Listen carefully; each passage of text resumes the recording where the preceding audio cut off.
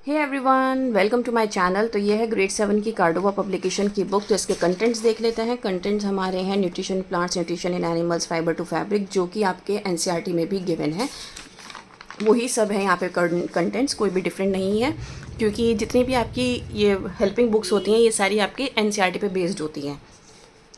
Start करते हैं nutrition in plants से। तो न्यूट्रिशन इन प्लांट्स को किस तरीके का न्यूट्रिशन चाहिए होता है, क्या होता है न्यूट्रिशन प्लांट्स में, तो वो सब आज हम इसमें पढ़ने वाले हैं। So all living organisms need to perform certain basic life processes like nutrition, respiration, growth and reproduction for their survival. तो सभी लिविंग ऑर्गेनिजम्स को कुछ बेसिक लाइफ प्रोसेसेस करने होते हैं सर्वाइव करने के लिए, ज़िंदा रहने के लिए। जैसे कि न्यूट्रिशन उनमें एक है, सांस लेना, ग्रो करना, रिप्रोड्यूस करना। ये हमारी क्या है, ये हमारे सर्वाइवल के लिए कुछ फंक्शंस हैं जो हमें परफॉर्म करने होते हैं। ठीक है। To perform all life processes every organisms require a daily supply of energy. अब इन प्रोसेसेस को परफॉर्म करने के लिए ये ज़रूरी है कि एनर्जी आपके पास हो, क्योंकि इसमें एनर्जी लगती है। सपोज़ करो आप खेलने जा रहे हो, तो खेलने में भी आपकी एनर्जी लगेगी, लेकिन अगर आपने न्यूट्रिशन प्रॉपर नहीं लिया होगा, आपने खाना नहीं सही से नहीं खाया होगा, तो ये बट ऑब्वियस आप बहुत जल्दी थक जाओगे या फिर आप वहीं पर बेहोश होकर गिर जाओगे, है ना। जैसे कि आजकल होता है कि असेंबली के टाइम पे बहुत सारे बच्चे क्या होता है, बेहोश होकर गिर जाते हैं। क्यों? क्योंकि वो सुबह में ब्रेकफास्ट करके नहीं आते, यही रीज़न होता है। तो एनर्जी नहीं, तो दैट मीन्स आप कोई भी टास्क को करने के लिए फुलफिल नहीं हो। The food we eat provides us energy. जो खाना हम खाते हैं उससे हमें एनर्जी मिलती है। We already know about the various components of food like proteins, carbohydrates, fats, vitamins and minerals. तो ये सब हमें पता है कि ये हमारे फूड कॉम्पोनेंट्स हैं जो हमें ज़रूरी हैं हमारे लिए, और इन्हीं को हम क्या कहते हैं, न्यूट्रिएंट्स बोलते हैं। इन्हीं न्यूट्रिएंट्स की वजह से जो लिविंग ऑर्गेनिज्म हैं उनकी बॉडी बनती है। जैसे जो हमारे सेल्स हैं, सपोज़ करो आप कहीं गिर गए तो आपको क्या लगता है, आपको दर्द होता है ना। तो जो दर्द हो रहा है ना, आपकी जो सेल्स है ना वो डैमेज हुए अंदर से। अब उनको रिपेयर करने का काम किसका है, जो खाना आप खा रहे हो उसके थ्रू वो क्या होते हैं, अपने आप से रिपेयर हो जाते हैं। छोटा मोटा जो डैमेज होता है ना, वो सेल्स अपने आप को खुद से रिपेयर कर लेते हैं जब हम सोते हैं उस ड्यूरेशन में। तो खाना जो है, जो न्यूट्रिशन है, हमारी बॉडी में क्या करता है, जो रिपेयर डैमेज्ड पार्ट्स हैं उनको रिपेयर करने में मदद करता है, ग्रो करने में हेल्प करता है, और हमें एनर्जी प्रोवाइड करता है ताकि हम बाकी के जो टास्क है वो परफॉर्म कर सकें। तो न्यूट्रिशन क्या है, is the process of taking food by an organism and its digestion, absorption and utilisation by the body. Nutrition एक प्रोसेस है जिसमें हम क्या करते हैं, खाना खाते हैं, फिर डाइजेशन होता है, एब्जॉर्प्शन होता है। एब्जॉर्प्शन का मतलब भाई जो आपने खाना खाया है वो एनर्जी में चेंज हुआ है, ठीक है, और वो बॉडी क्या कर रही है, उसको यूटिलाइज कर रही है डिफरेंट टास्क परफॉर्म करने में। Like us, plants also need nutrients to survive. In this chapter we will study about nutrition in plants. जैसे कि हम इंसान को, हम लिविंग बींग्स को ज़रूरत होती है न्यूट्रिशन की, सेम ऐसे ही प्लांट्स को भी ज़रूरत होती है न्यूट्रिशन की। तो मोड्स ऑफ न्यूट्रिशन में सबसे पहले है ऑटोट्रॉफिक मोड ऑफ न्यूट्रिशन। ठीक है, दो मोड ऑफ न्यूट्रिशन हम इसमें पढ़ेंगे, autotrophic and heterotrophic. So autotrophic में क्या होता है, ऑटो का मतलब होता है सेल्फ, मतलब जो खुद से होगा। ट्रोफोज मीन्स न्यूट्रिशन, ऑटोट्रॉफ्स मतलब खुद से जो न्यूट्रिशन तैयार करते हैं।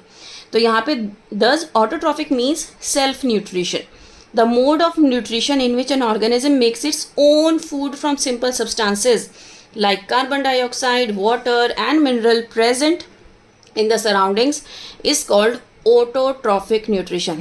आपने पढ़ा है ना फोटोसिंथेसिस। फोटोसिंथेसिस के प्रोसेस में क्या होता है, plants prepare their own food. हम बचपन से यही पढ़ते आए हैं भाई, प्लांट्स अपना खाना खुद बनाते हैं। लेकिन जब न्यूट्रिशन की बात आई तो हमने इसको दो पार्ट्स में डिवाइड कर दिया, ऑटोट्रॉफ्स और हेट्रोट्रॉफ्स। अब इसको समझने की ज़रूरत है। ऑटोट्रॉफ्स कौन से होते हैं, जो अपना खाना खुद से बनाते हैं। हेट्रोट्रॉफ्स कौन से होते हैं, जो खाना खुद से नहीं बनाते। सिंपल सी बात, autotrophs are equals to photosynthesis. याद रखना, फोटोसिंथेसिस का मतलब क्या होता है, खाना खुद से प्रिपेयर करता है प्लांट। तो ऑटोट्रॉफ्स कौन से होते हैं, जो खाना खुद से प्रिपेयर करते हैं। ठीक है, अब क्या क्या चीज़ खाने, आपने फोटोसिंथेसिस के प्रोसेस में ये पढ़ा है कि भाई वो क्लोरोफिल पिगमेंट का हेल्प लेता है, सनलाइट की हेल्प लेता है, कार्बन डाइऑक्साइड उसे चाहिए होता है। ठीक है, जो मिनरल्स होते हैं जो उसको सॉइल से मिलते हैं, उनकी प्रेजेंस में वो क्या करता है, खाना प्रिपेयर करता है। अगर आप यहाँ पर ध्यान से देखो तो उसने भी यही कहा है कि carbon dioxide, water, minerals present in the surrounding is called autotrophic nutrition. मतलब वो खाना किससे प्रिपेयर करा, इन्हीं सब चीज़ों से, ठीक है। Organisms having autotrophic mode of nutrition are called autotrophs. ऐसे ऑर्गेनिज्म जो ये वाला न्यूट्रिशन परफॉर्म करते हैं उनको हम ऑटोट्रॉफ्स बोलते हैं। जैसे कि जितने भी सारे ग्रीन प्लांट्स हैं, बैक्टीरिया हैं, ये सब क्या करते हैं, ये सब अपना खाना खुद से बनाते हैं। और कौन से मेथड से बनाते हैं, ऑटोट्रॉफिक मोड ऑफ न्यूट्रिशन से, और इसीलिए इनको हम ऑटोट्रॉफ्स बोलते हैं, ठीक है। अब बात करते हैं हेट्रोट्रॉफिक की। हेट्रोट्रॉफिक का हेट्रो मीन्स अदर, जो दूसरा बना है, ट्रोफोज मीन्स न्यूट्रिशन, ठीक है। तो यहाँ पर क्या है, mode of nutrition in which organism can not make its own food from the simple substances but obtains readymade food made by the green plants directly और indirectly are called heterotrophic nutrition. अब देखो यहाँ पर same चीज़ वही हुई ना, हमने यही तो पढ़ा है ना। और हेट्रोट्रॉफिक में मैंने आपको क्या बताया था कि जब ये अपना खाना खुद से नहीं बनाते लेकिन डिपेंडेंट होते हैं किसके ऊपर, जो खाना बना रहे हैं उन फूड्स के ऊपर, जैसे ऑटोट्रॉफ्स के ऊपर।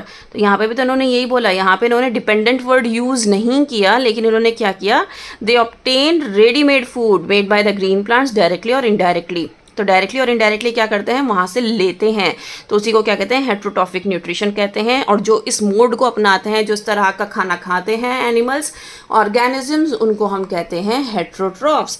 Animals and non green plants have heterotrophic mode of nutrition. तो आपको पता होना चाहिए जितने भी एनिमल्स हैं वो अपना खाना खुद से नहीं बनाते हैं, वो प्लांट्स के ऊपर डिपेंडेंट होते हैं, इसीलिए हम उनको हेट्रोट्रॉफ्स बोलते हैं। और कुछ ऐसे प्लांट्स भी होते हैं नॉन ग्रीन प्लांट्स जो कि खाना नहीं बनाते हैं, they dependent on other plants, so these are your heterotrophic mode of nutrition. अब बात करते हैं फोटोसिंथेसिस के। फोटोसिंथेसिस एक ऐसा टॉपिक है जिसको आप शुरू कर दो तो ये ख़त्म नहीं होता है और बहुत ही इंपॉर्टेंट टॉपिक भी है। ग्रीन प्लांट्स क्या होते हैं, आपके ऑटोट्रॉफ्स होते हैं जो कि अपना खाना खुद से बनाते हैं। इसी को क्या कहते हैं हम, कौन से प्रोसेस से बनाते हैं, फोटोसिंथेसिस के प्रोसेस से बनाते हैं, ठीक है। अब आपको पता होना चाहिए ये जो टर्म है ना फोटोसिंथेसिस, ये किसने दी, ये दी है चार्ल्स रीड बार्न्स ने इन 1893। 1893 में किसने दी थी, चार्ल्स रीड बार्न्स ने दी थी। फोटो का मतलब होता है लाइट और सिंथेसिस का मतलब होता है बनाना, टू बिल्ड।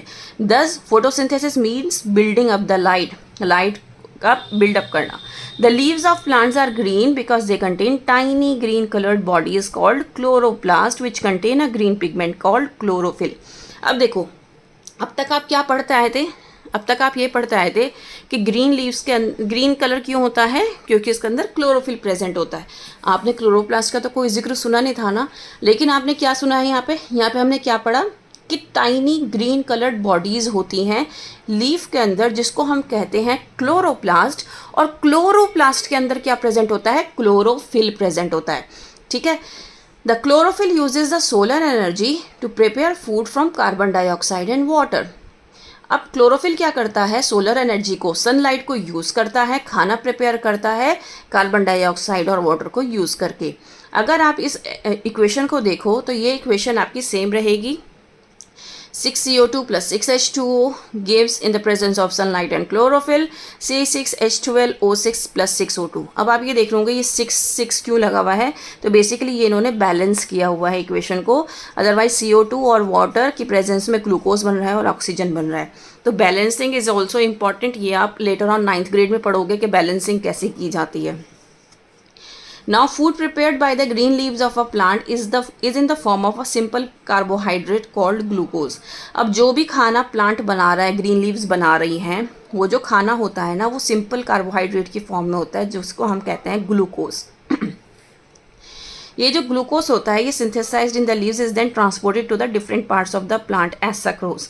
तो सबसे पहले तो ये जो ग्लूकोज बना है सिंपल कार्बोहाइड्रेट की फॉर्म में, जो खाना बना है जिसको हम ग्लूकोज बोल रहे हैं, ये लीव्स में सिंथेसाइज होता है और फिर क्या करता है, ये ट्रांसपोर्ट किया जाता है डिफरेंट पार्ट्स, प्लांट के जो डिफरेंट पार्ट्स हैं उसमें एज सक्रोज। सक्रोज क्या है, एक कॉम्प्लेक्स कार्बोहाइड्रेट है। खाना जो बन रहा है वो 6 सिंपल कार्बोहाइड्रेट में बन रहा है जिसको हम कह रहे हैं ग्लूकोज। लेकिन जब ट्रांसपोर्टेशन की बात आई कि प्लांट्स के जो प्लांट के डिफरेंट पार्ट्स हैं उसमें हम ट्रांसपोर्ट करेंगे खाने को, तो वो किस फॉर्म में खाना ट्रांसपोर्ट हो रहा है, सक्रोज की फॉर्म में, कॉम्प्लेक्स कार्बोहाइड्रेट की फॉर्म में, by the phloem. The extra glucose is changed into complex carbohydrates called starch। जो एक्स्ट्रा ग्लूकोज है वो चेंज हो गया कॉम्प्लेक्स कार्बोहाइड्रेट में, जिसको हम कहेंगे starch. This starch is stored in the leaves and other parts of the plant. अब ये जो स्टार्च है ये क्या करेगा, ये स्टोर हो जाएगा लीफ में या फिर जो स्टेम में भी कई बार स्टोर होता है। ठीक है। Requirement of photosynthesis. अब फोटोसिंथेसिस की क्या क्या रिक्वायरमेंट है वो पढ़ लेते हैं। Mineral materials required by the plants for photosynthesis are water and minerals, carbon dioxide, chlorophyll and sunlight. सबसे पहले वाटर एंड मिनरल्स को पढ़ लेते हैं। बेसिकली ये रिक्वायरमेंट तो है, लेकिन प्रोसेस कैसे हो रहा है हम वो पढ़ रहे हैं अब यहाँ पर। Water and minerals are absorbed by the roots of the plants from the soil through the process of osmosis. अब water और minerals जो है roots absorb कर रही हैं by the process of osmosis. Water and minerals are transported to the leaves and other parts of the plant by xylem vessels which run like pipes throughout the roots, stem, branches and leaves.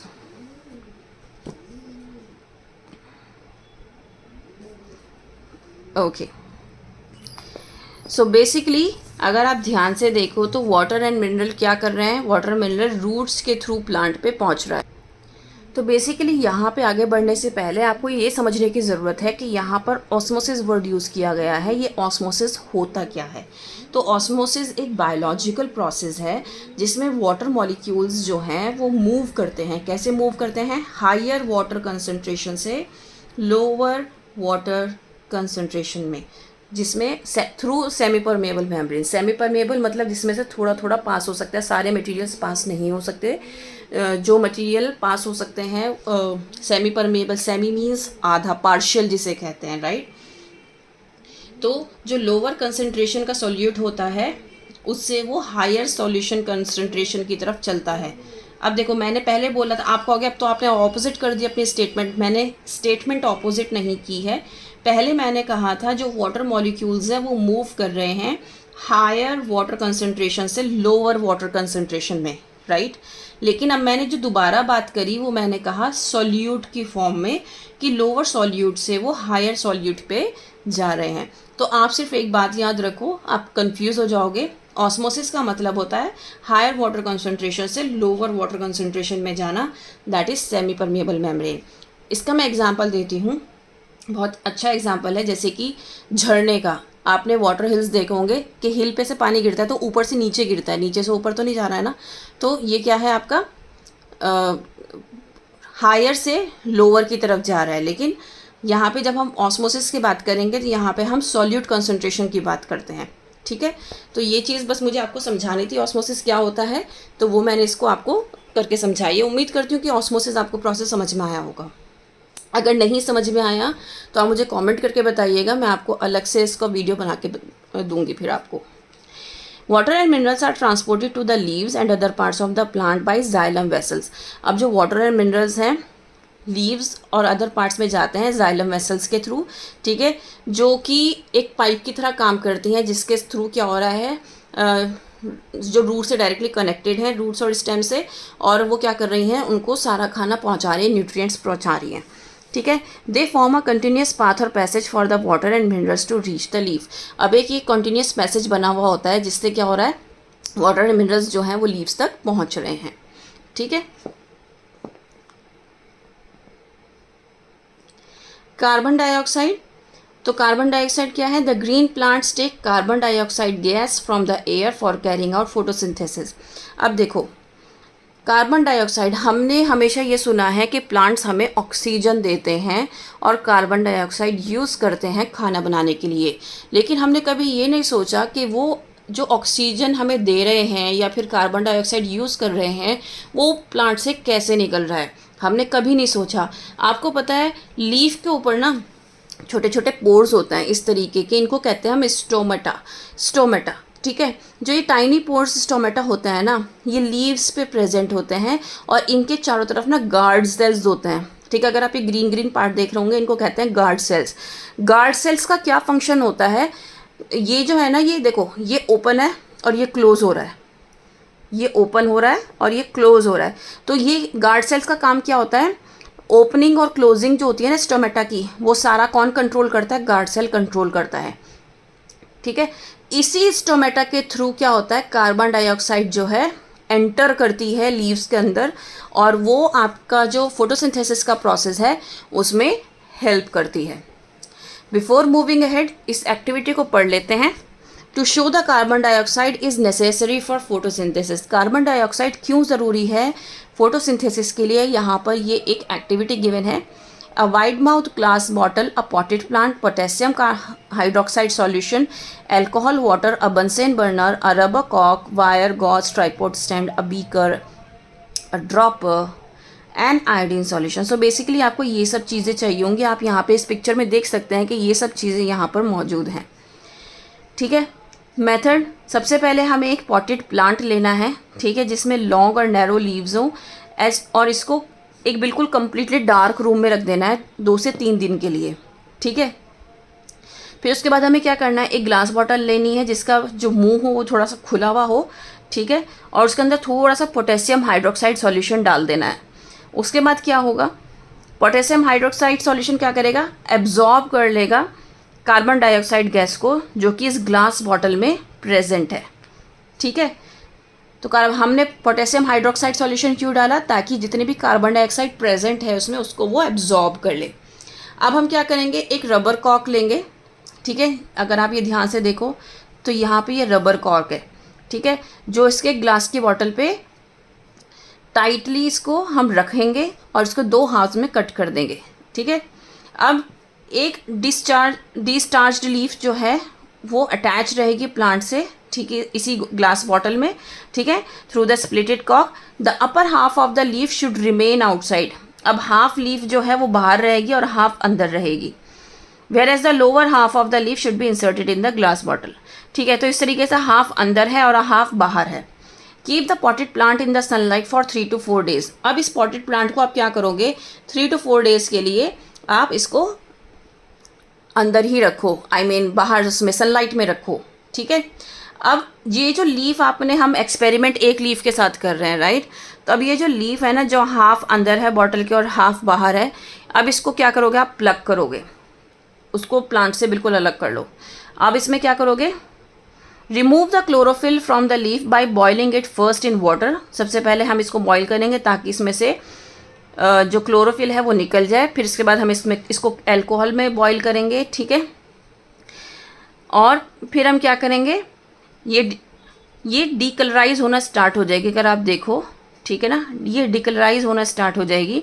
अब इस leaf को क्या करोगे, फिर पानी से धो और इसको ऊपर कुछ ड्रॉप्स जो है आयोडीन के डालो।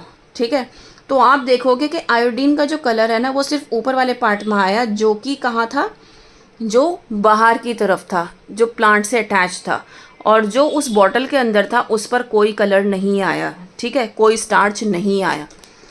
तो यहाँ पे क्या ऑब्जर्व होता है, यहाँ पे हमने ये ऑब्जर्व किया कि जो लोअर हाफ था लीफ का इन बॉटल के अंदर, वो ब्लू ब्लैक या आयोडीन सॉल्यूशन में नहीं आया, उसके ऊपर उस पर कोई भी कलर नहीं आया। ठीक है, ऊपर वाले पे कलर आया। तो इसका मतलब क्या है कि स्टार्च नहीं बना in this part of the leaf, यहाँ पर कोई भी स्टार्च नहीं बना, क्योंकि हमने सबसे पहले क्या किया था, उस बॉटल में पोटेशियम हाइड्रोक्साइड सॉल्यूशन डाला था, जिसकी वजह से उसने जितनी भी कार्बन डाइऑक्साइड प्रेजेंट थी ना उस बॉटल में, वो सब उसने एब्जॉर्ब कर ली थी। और फिर हमने इस लीफ को हाफ बॉटल के अंदर डिप किया था, जिसकी वजह से क्या हुआ कि इसमें थोड़ा सा भी स्टार्च नहीं रहा। ठीक है, और ये कोई भी स्टार्च नहीं ले रहा है। ठीक है, इसी वजह से हम कह सकते हैं कि कार्बन डाइऑक्साइड इम्पॉर्टेंट है फोटोसिंथेसिस के लिए। समझ में आया? अगर फोटोसिंथेसिस के लिए कार्बन डाइऑक्साइड इम्पॉर्टेंट ना होती तो ये भी कवर करता स्टार्च को, जैसे इसने हाफ पार्ट ने स्टार्च का कलर लिया ना, ब्लू ब्लैक कलर आया, तो इसमें भी आता। नेक्स्ट है मल्टीपल चॉइस क्वेश्चंस। इसके मल्टीपल चॉइस क्वेश्चंस कर लेते हैं। The process of digestion, absorption and utilization of food by the body is called nutrition. Green plants are called autotrophs. The leaves of the plants are green because they contain chlorophyll. Which of the following gases is released during photosynthesis? तो carbon dioxide release होती है। Carbon dioxide gas enters the leaves of the plant through stomata. ठीक है, तो हमने यहाँ तक cover कर लिया है। उम्मीद करती हूँ आपको समझ में आया होगा। बाकी की जो फर्दर चैप्टर हैं हम नेक्स्ट वीडियो में कवर करेंगे। That's all, thank you.